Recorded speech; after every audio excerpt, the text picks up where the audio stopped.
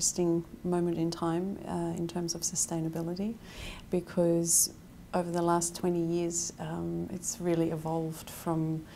environmental awareness growing more into community awareness, and now it's actually coming to a point, I think, where it's coming more to a personal level, to an individual level, where sustainability matters. And my work involves looking at happiness and well-being as a measure of progress, and how that can relate, or how that does relate, to sustainability.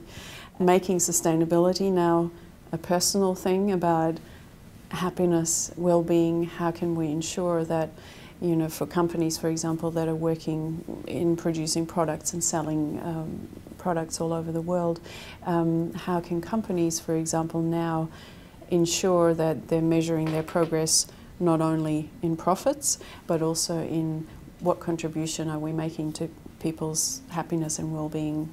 And that is not just staff, but it's customers, it's suppliers, it's any of the stakeholders that organisations work with. And I think taking it to that sort of individual, personal level will really ensure that people are remembering what their values are, what the, what is the good contribution that we're bringing as a business, as a corporation. The area where people are now starting to talk about that is a very tricky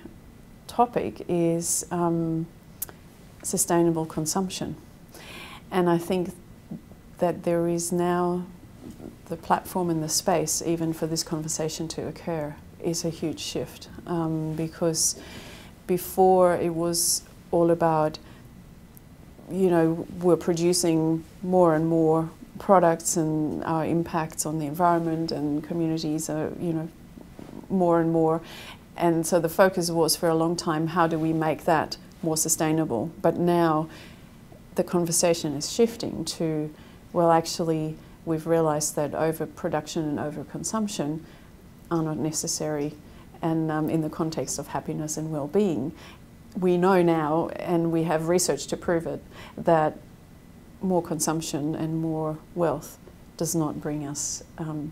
inner happiness. So this conversation of, okay, now if we know that, why do we keep consuming and why do we keep producing? Yes, there are certain things we all need for a comfortable standard of living, and there are 1 billion people across the world that live below the poverty line that do need help to raise their standard of living, and they will need material possessions and goods and services. But for the most of us who live in in Western societies, who live a comfortable life, there is a new conversation to be had, and that is about, well, we have all this, and at what point is that enough?